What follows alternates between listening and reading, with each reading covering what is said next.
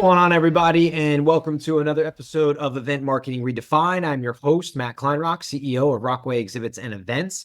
And today I have Liz Lathan with me, and she is the co-founder, CMO of the Community Factory. And today we're going to talk about community building, changing the focus in the way we run our own events. And Liz, thanks for hanging out with us. Thanks for the invite. I'm super excited. You got it. So let's start right away with kind of like your career in events, because I think a lot of your background leads up to kind of what you're doing now. So talk to us a little bit about your career, deciding to get into corporate events. Just give us a little history. Yeah, I'm a 20-year corporate veteran. So I did the whole Dell, IBM, all the corporate stuff. But early in my career, I was in the association world for a bit. And that's really where I went and got my CMP and focused more on education programs and conference planning. And then when I went into corporate, it went the whole portfolio management of third-party trade shows and small field events to large corporate user conferences. And then I left the corporate world to start an experiential agency with some friends. But really, over the course of 20 years, I just started realizing that all of these amazing events that we're creating, we're spending so much time focusing on the box that people event in, but no one's stopping to think about what happens inside the box. So in 2022, one of my co-founders from the agency and we decided to branch out and focus on the community part. So we launched the Community Factory in July of 2022 to really bring people together inside the events. And that's what we do now, is help people figure out how to create a sense of community at your event, or if you want to create a real community, like how to get that going and then keep it going year round. Nice. I love that. I think it's very interesting when I talk to people in the event space. Your story is not uncommon in the sense that people have touch points in events in a lot of areas, right? So like you've done the corporate event planning, you've worked at associations, you've seen that side of it, you've done agency style work, you've seen the other, right? It's interesting when you see that 360, you really start to understand everything that it takes to create an event, execute an event, strategize an event, right? Like all the things that happen. Which I think kind of sets you up for success with what you're doing. And I really like what you said about the box people event in and what's going on inside of it. I think the conversation right now is very, very interesting. And I'm sure you've seen this as well, because I think there is an old playbook from like 2010 to 2019 that people were just kind of stale and running because people were just showing up because they always did. You hit COVID, we get this pause, right? And now coming out, the demand was high. That demand is dwindling off a little bit now. But the question I think that's happening is you have some people running the old playbook and it's boring and it's going to hurt events down the line and hurt their event.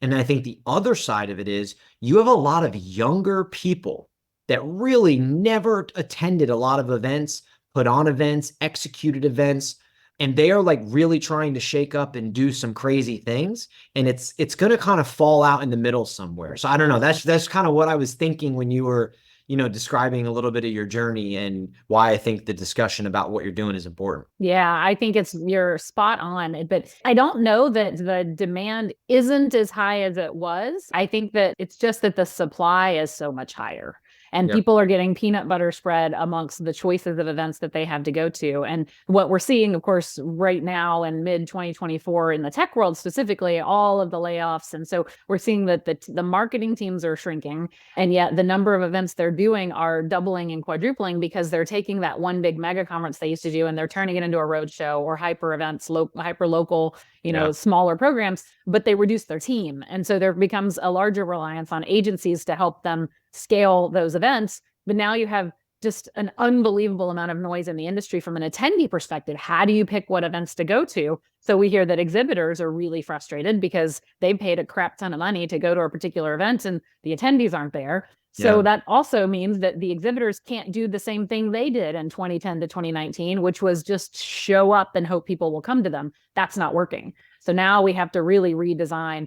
People are going to events not to sit and get content anymore. They can do that on YouTube and on podcasts. And we learned through the pandemic that you don't have to physically be present to listen. you do have to physically be present to have those human networking, shared experience activities. And so whether it's in your trade show booth or at your overall event, that's the design shift that needs to start happening. But it's hard because it's new and it's scary and your resources are limited and you have 14 events to accomplish in the next 3 months. And so you just need to go checklist, venue's been booked, catering's been ordered, name badges are ordered, make it happen. But that's not what is inspiring anymore. I like a couple of things you said. I want to pause and talk about them before we move forward. But one thing, so for me, when I'm kind of talking about demand slowing, where I'm kind of describing is essentially post-pandemic. I think things got really stale. But what you had mentioned, people are just going to events because they've always gone. They're like zombies. They just go because they go. Then when you had COVID happened, they went away completely. So then executives were like, oh, wow, we do need these events. And then the people, there was pent up demand to be at a physical event. I think when we came out late 21, early 22, there was this drinking from the fire hose, just launch. I mean, corporate companies were throwing money at trade shows and events because they had it. What I'm seeing right now is more of a normalization, meaning like 22 and 23 to me were not normal in terms of what people were spending, the way they signed contracts, and the way they put their events out. Whereas now there's more question marks. People are asking about attendance. They're wondering who's going to be there. They're being more particular about their spend. Two things you said I really love. One is I don't want to call it obvious because I don't think people talk about it enough, but is this idea that event marketers are being asked to do more with less, and by less is primarily people and bodies and resources and what they have to put on these events, right? And then the second piece is you talking about a design shift. I could not agree with you more. It's like, I'm not coming to the event for what I can get at home.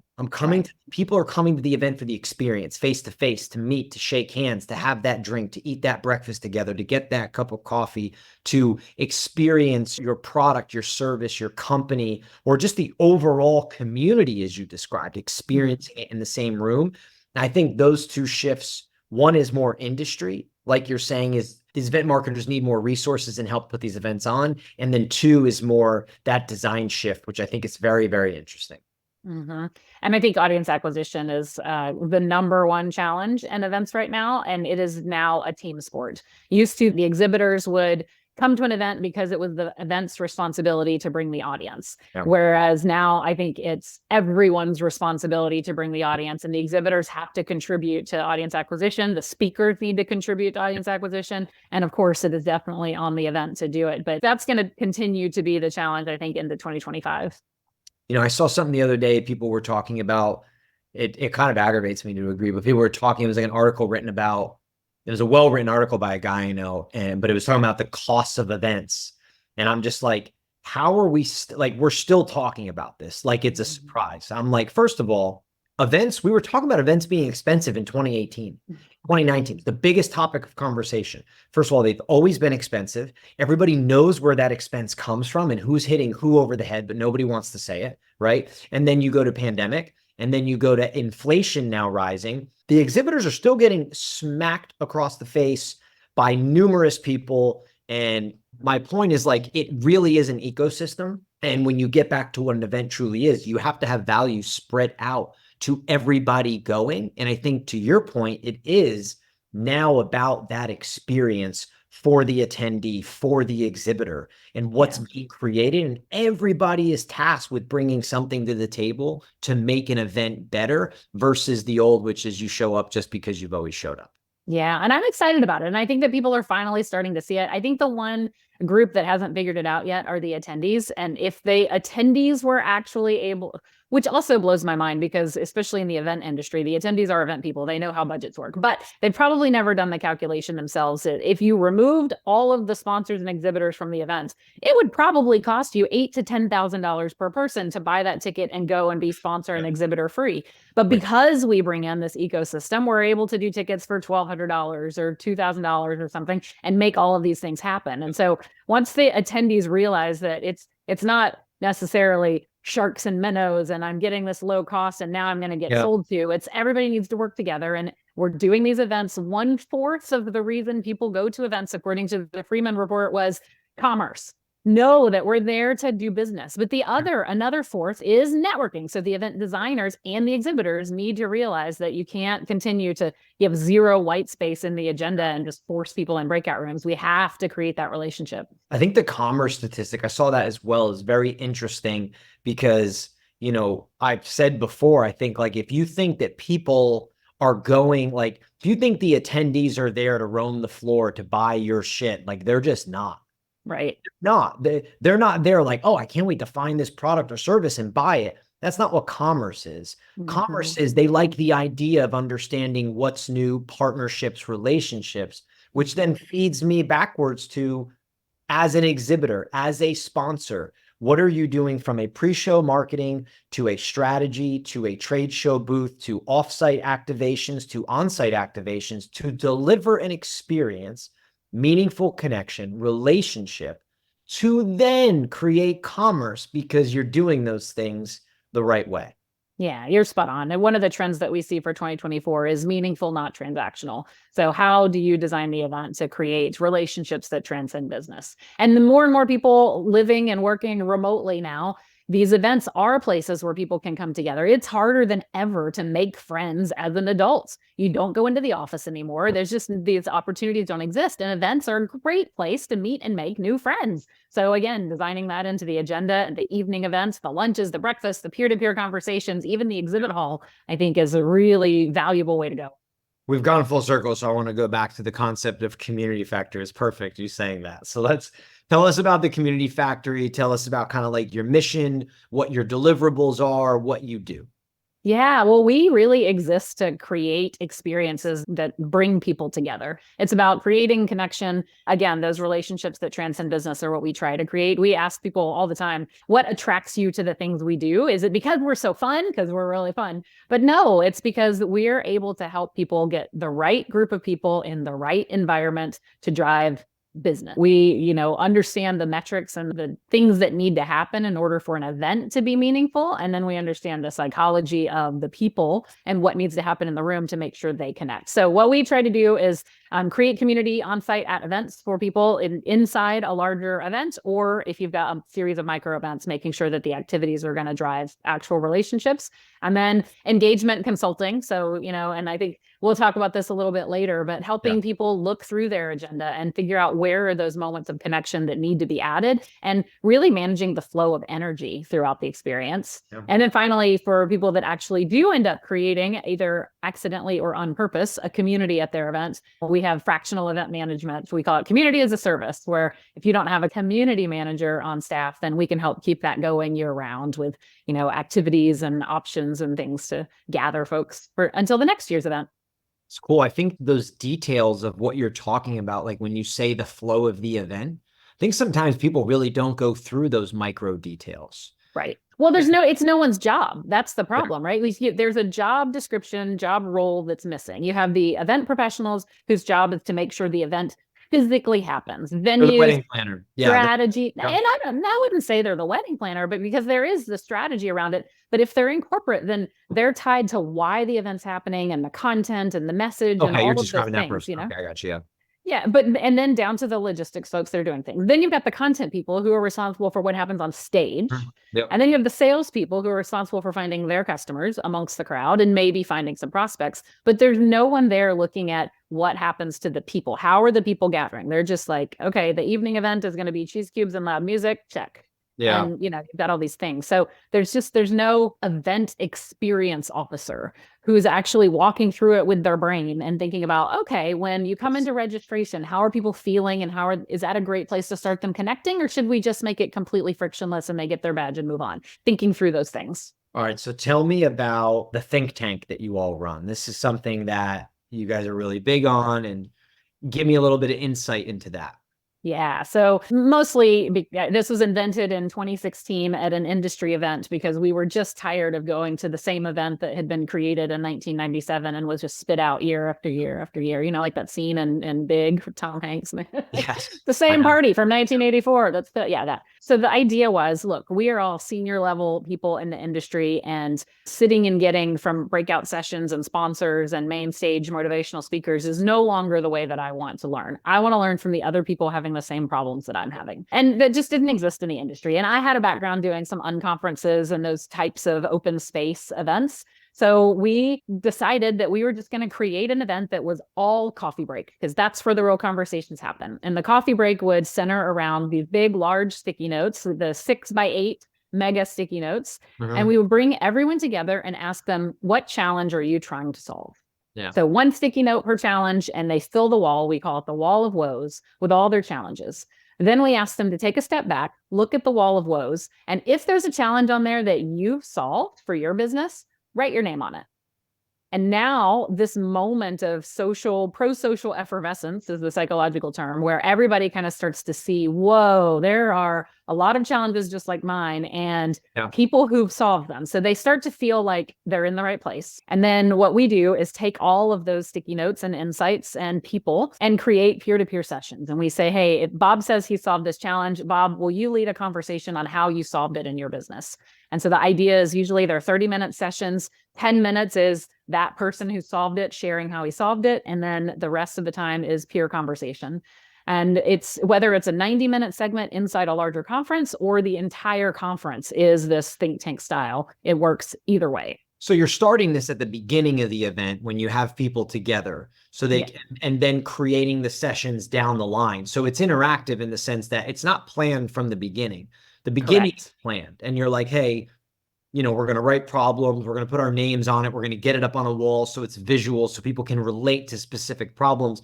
And the one note I made here when you were talking is I'm a firm believer that when people go to events, they all have a burning problem that they want to solve at that event, right? They all have something that is like, whether consciously or subconsciously, that they're seeking to solve. So essentially it starts there. Then you create the sessions that as they move down the line so people can get in the rooms and talk about the right things, correct? Correct. Yeah. And it's a very modular format. We did one recently where our wall of woes was set up in the expo hall. And so as people came in, we actually got to basically be the event wingman. So we were standing there asking people, hey, what challenge are you here to solve? They would tell us. And then because we knew the expo floor, not only would we put it on the wall of woes, we would go, actually, you should talk to this partner and make sure you stop in and talk to these guys. And so we were able to kind of direct traffic for them.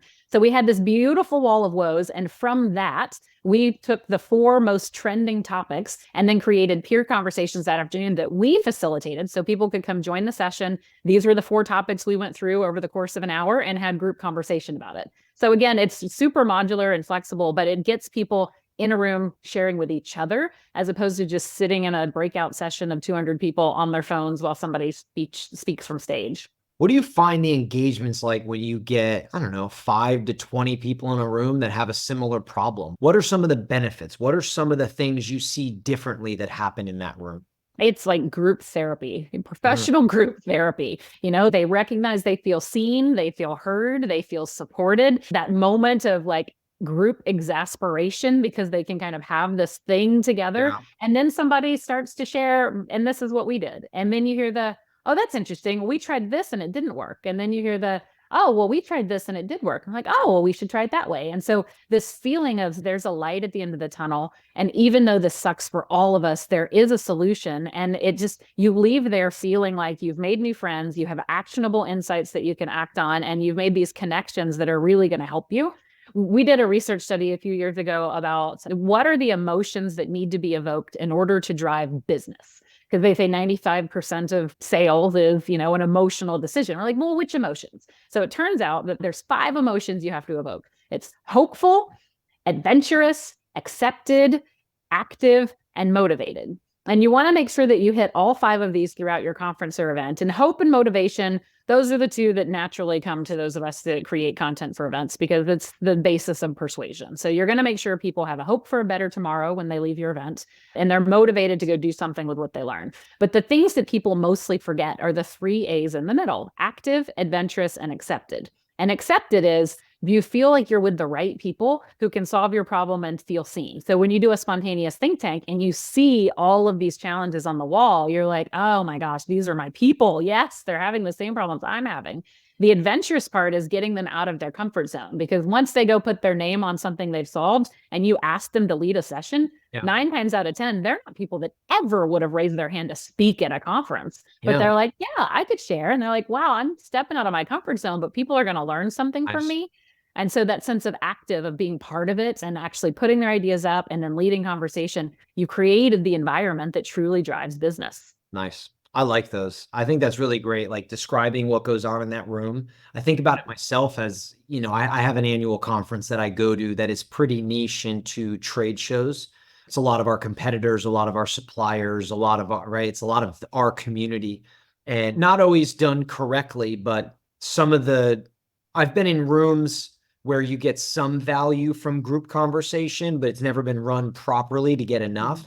But what's interesting is the sidebar conversations, the listening, like the sitting around with other executives or just anybody really, what you take back where you feel heard and seen. And you're like, wow, I have that. Like I remember over listening to a few larger companies than us, much larger, talk about this search for coming up with an ERP system. And then they were going to build their own, and they went down this rabbit hole and spent hundreds of thousands of dollars and this and that. And like for me, we had discussions, even though smaller, about what does that look like for us as an ERP system. And essentially from listening to 3-4 people and asking a couple questions, I now realize is a rabbit hole I don't need to go down. I probably just need to be on Airtable or Monday or Asana and use it to the best of its ability, because everything else is a waste. So it's like the value you gain from those discussions and the trust, because they do what you do. They're experiencing the things you experience. Yeah. I think my favorite thing is when we get to do them with customers and prospects for an actual corporation. So if it's like at their user conference and you have this mixed group, the best moment is when you have prospects putting up on the wall the challenges they're trying to solve, and then customers sharing how they solve those challenges with that company's products and solutions. And so it's literally the customers selling the prospects on why this is the best tool, and the sales guys in the room are just sitting back like, oh yeah, just taking notes on who to follow up with. Best. I think it's funny that when you look at all the data and all the information that comes together on events, it's constantly like people go to events to network. They genuinely do. They go to be around other people, the industry, learn, have conversations, yet not enough is done to orchestrate real networking. And I think people really misconstrue the word. Networking is not being at a cocktail party where you don't know a soul and you gravitate to maybe one person that you know. I think real networking, in my opinion, is to a degree what you're doing, which is you're putting 10 people in a room that have a similar problem, getting them to talk to one another. Now it makes it easier for them to truly network with each other, because it is challenging. I mean, some people are introverted, some people are extroverted. They take over and control the room, and just putting people at a lunch or a breakfast or a happy hour is not networking. That's right. And I think because I also have a visceral response to the word networking, that I actually say, that is networking, and that sits over there. That's highly transactional. It's very DIY. You have to go into a room and figure it out yourself. And I think what I like to create are, instead of a networking reception, it's a connection reception. And we have kind of our formula for connection. Most people are like, we'll put people in the room and they'll connect. But that's not what happens. There's a 5-step process that has to exist before they connect. And we view those as, number 1, care. So I guess I'll do all 5. So it's care, collaborate, co-create, converse, and then connect. So care, meaning the organizers have to care about what they're putting together. If it's Chief Cube and loud music, then you did not create an environment for connection. So you have to really put thought into the location, the venue, the audible challenges, the smells even that are going to happen. Then collaborate. What are the things that you can get people to come in? So just taking the think tank idea for an example, the collaboration part means everyone's in the same room doing their own thing, but they're putting it on a wall so they can see it. The next step is the co-creation, where people start to go, oh, I've solved that. I've solved that. Let's put it together. Let's co-create answers together. And so it doesn't have to be with the think tank idea. Imagine it. I went to an event once that had a reception. Their opening reception was on a beach. Beautiful. They had the food stations, they had the band, they had all the things you're supposed to have at a reception on the beach. But how much cooler would it have been if you're walking up to the reception, there was a big pile of sticks and you had to pick your stick and then pick which bonfire you were going to go to add your stick to. And the bonfires were smaller groups, and you could walk up and add your stick. And now you're there with other people, a small group around a small bonfire. You had a thing to do. So you collaborated by grabbing your stick. You co-created by adding it to the fire with the other people around you. Now the next step is conversation, to converse. And because you created those first 2 moments, the conversation is going to come naturally, or you facilitate it if it's not going to come naturally, and make sure people are in charge of that. Now you've created connection. And I think that it's just so simple to make these little tweaks, but you just have to think through them. I like that, because I think it facilitates the difficultness of real networking for people, right? Some people have to have 4 drinks before they can network. That, I mean, you know what I mean? Like, some people don't like it at all. They don't want to do it. So it's like, I always have found that when I've been in a room engaging with people, like, I will then seek somebody out the next time I see them. And it's so easy to be like, hey, you said this in that meeting, and like, I thought it was awesome, and I want to ask you more about it. That's networking. But I had that touch point to hear them. So those things that you're describing, what I really love about them is by giving people, by orchestrating connection and conversation and mutual sort of, whether it's grief or hope or whatever it is, it connects people and then allows them to network, allows them to get to know each other, allows them to gather just in a much more efficient and, I mean, really just a better way. Yeah. Well, and it's good for extroverts and introverts. So while I may be extroverted, meaning I get my energy from being around people, I am terrified of that moment when you walk into a room and people already are in their clusters, and I have to go figure out how to break into them. I just can't. I just won't. And I'll just stand alone and hope someone rescues me. But if there's something happening that I can go to and participate in alone that brings other people together as a part of it, now I have this ice-breaking moment where I didn't have to be the girl in middle school finding a place to sit in the cafeteria. And, you know, it's, I just think that thinking through that again for your event design, it doesn't take much. I love it. Yeah. So now that I know how smart you are when it comes to setting up events and orchestrating connection, right now I'm going to ask you about our event and kind of test and pick your brain a little bit on this. Okay. So I'm going to run you through. So just so everybody knows, we, Rockway and Event Marketing Redefined, we are hosting our own event in a month. It's in exactly 30 days. We're hosting it here in Orlando, Florida. And we got the idea from doing this podcast and from talking to our customers, head of global events, directors of events, senior marketing and field managers. And what we heard over and over again from people is exactly what Liz is saying, which is that we want to communicate to our peers. We want to hear from our peers. We want to know what they're doing, what's working, what's not working, what are they struggling with. We want to have more conversations collectively. And we want to do it where we're not getting pitched 24/7. And we don't want to get keynotes and conversations from people that are just trying to sell us stuff. So we kind of just started to talk about it. And long story short, we're throwing our own event. Yes. And yeah, we're very excited. And the idea behind the event is to make it private, is to make it intimate, is to vet the people that come. It's not open to just anybody. We're really looking to create a 2.5-day private, intimate, what we would consider to be high level senior event marketer plus attendee that can come in, feel safe and secure to meet with peers, talk, gather, think tank, workshop, and get the most out of those days, right? So that's the setup for what we're trying to provide. Okay. How many people? We will be about 25. Okay.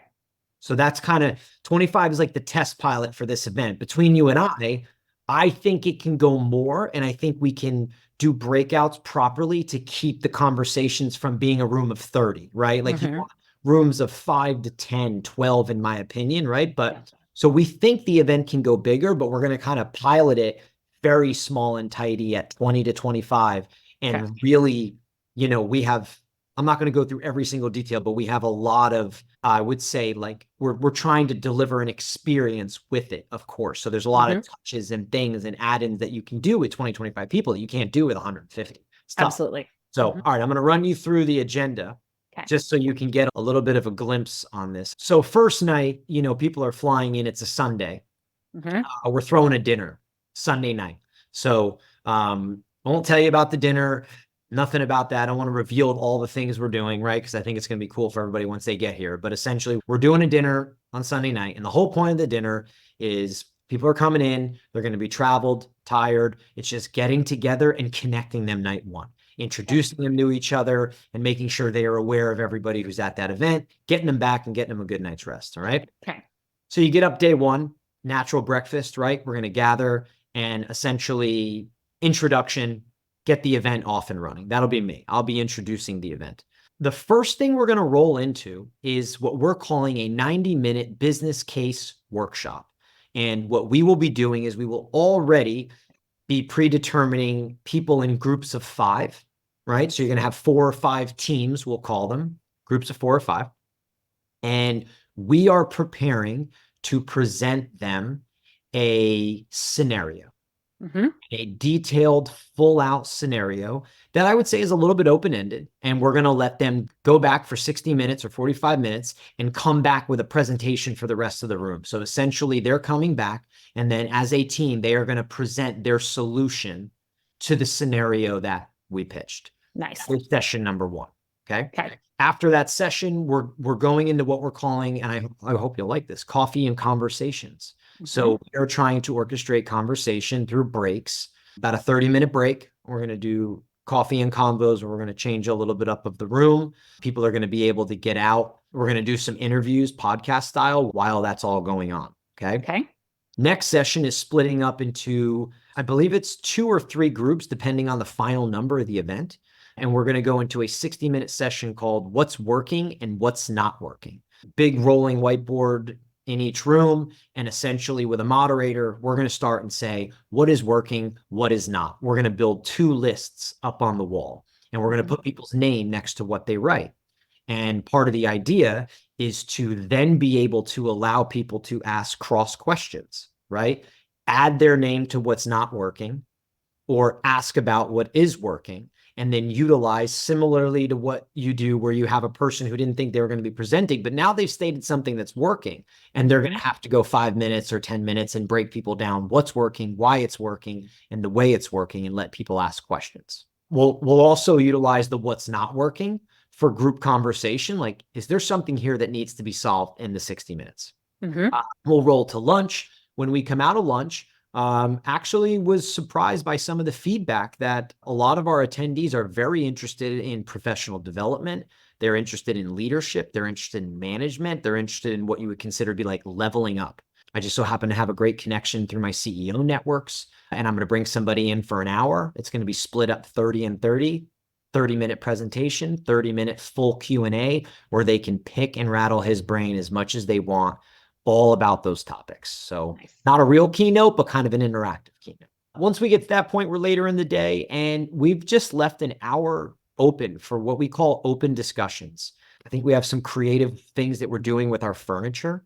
So we'll be adjusting it, and then I will be hosting an open discussion session with everybody. So that's like, hey, we're 3/4 of the way through day 1. We've discussed all these things. Is there anything that we want to pick at? Is there anything that we want to, that we've either not discussed or that we have discussed that needs further discussion? Then we roll to coffee conversations, end of the day wrap, right? We're going to do what to expect tonight, what to expect tomorrow. We have a quick happy hour that we're going to do. So we're basically giving people about an hour and a half to get ready for dinner and all this, so they can choose to come to happy hour, or they can choose to go up to their room and just completely decompress. Then we're rolling out to dinner. We have some cool stuff at dinner. We have a bunch of different things that we'll be doing, at dinner. So roll to day 2. We're getting up day 2. First thing right away, we're doing an experiential moderated measurement ROI framework session. Nice. We're going to be doing it experiential. I don't want to give away the way that we're doing it, but it will be physical. It will be standing up, doing things.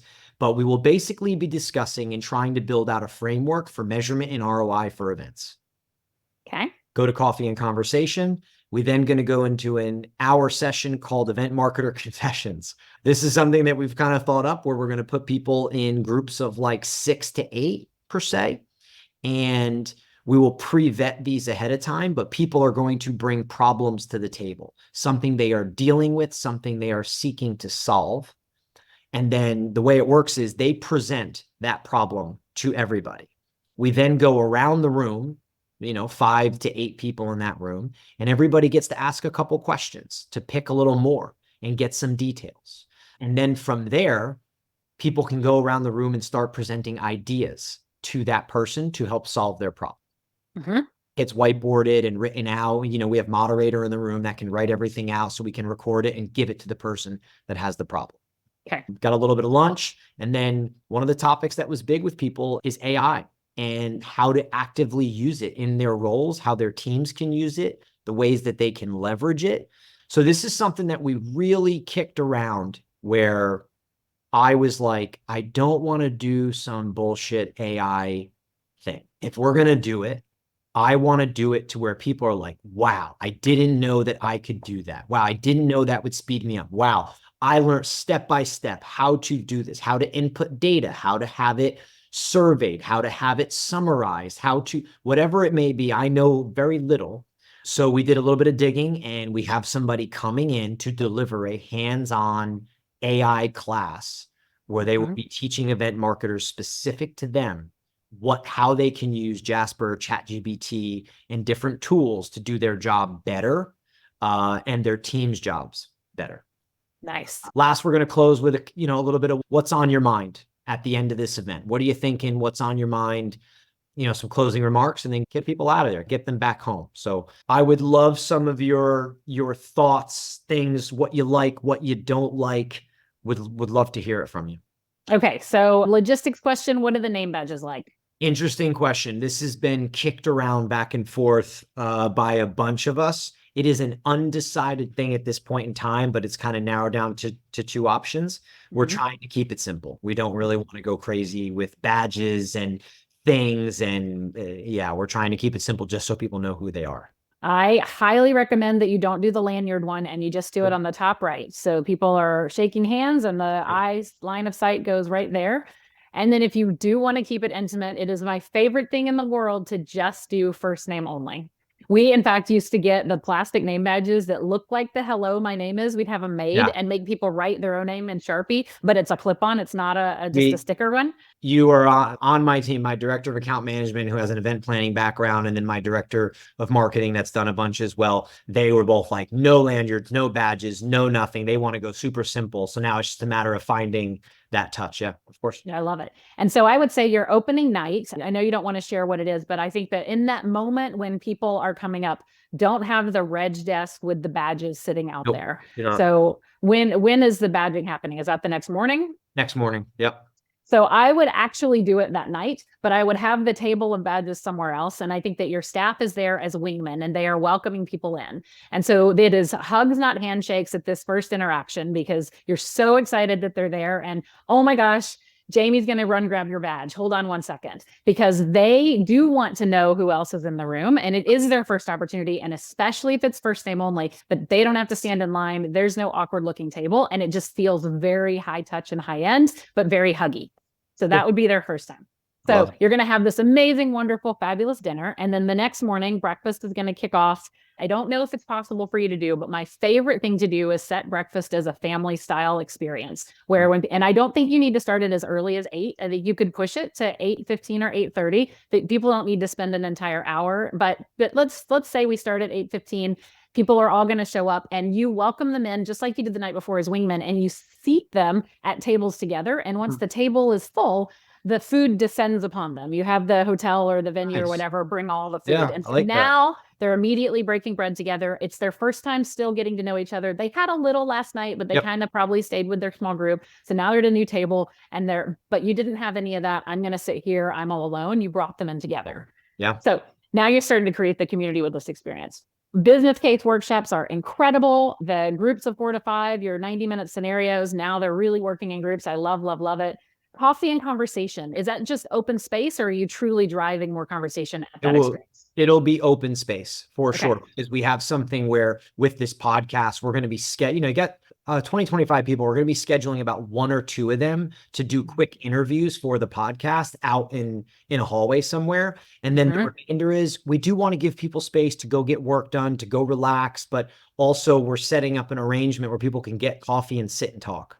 Okay, I love it. One of the things you could do if you wanted to drive that a little more is get coffee sleeves printed with a couple of conversations. So when they grab their coffee and they put the sleeve on the mug, it says what their topic is that they'd love to talk about. And those little areas could actually be by topic. So people are going to hang out, but they're not necessarily like driven to talk about something, but they can. Gotcha. Or there's some blank woods where people could just hang out, just an idea.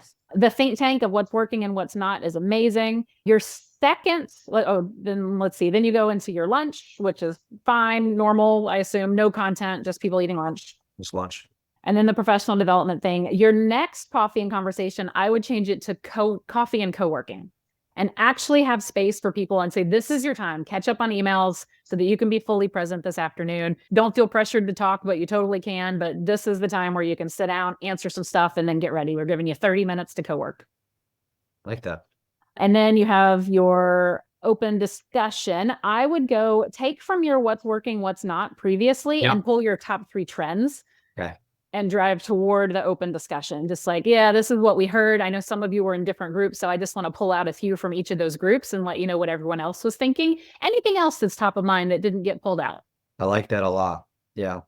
When we were talking about the what's working and what's not working, literally we were like, okay, this would be such a good session to then drive some stuff later in the event. And that was the initial idea. We're like, oh, wow, we're going to get all the gold and we're going to just drive the conversation. But then as we're like, oh, wow, we only have like a day and a half. And we had these cool ideas for the workshop and different things. So, but I like that though. It now to me in my brain drives coffee and conversation, drives open discussion.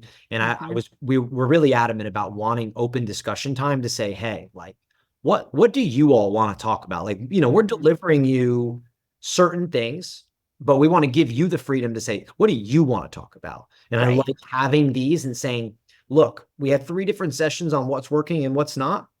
Here's what it looks like. Here's the whiteboards. Let's chat. I like that. Exactly.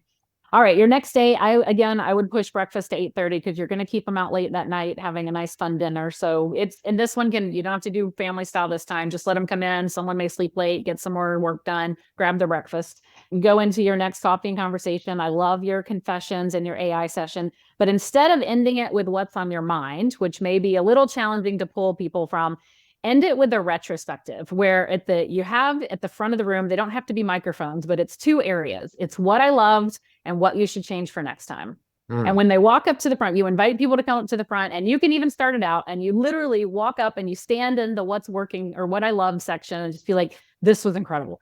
I can't believe the open and raw conversations that we had together, blah, blah, blah. And then you physically take 2 steps over to the right to the what I would change for next time, which is, wow, I really wish that we had built in more time, and this maybe should have been 2 full days, and whatever it is. Yeah. And people will give you the real-time feedback that they're not going to say in a survey. Yeah. And they're going to protect each other. If someone says, oh, I hated the name badges, someone else is going to come up and they're like, oh my God, the name badges were the best thing ever. I'm so glad we didn't do that. And it's just really fun. It gets everyone engaged and they get on a real high before they leave. It's so fun. Yeah, no, those are great. I like that. Finishing in that manner. We kind of, we're trying to be conscious of people's time and airports and getting back. And, when do you have a session where people start to fade and people start to file out the back, right? Like we're trying to navigate. Avoid the Irish goodbye.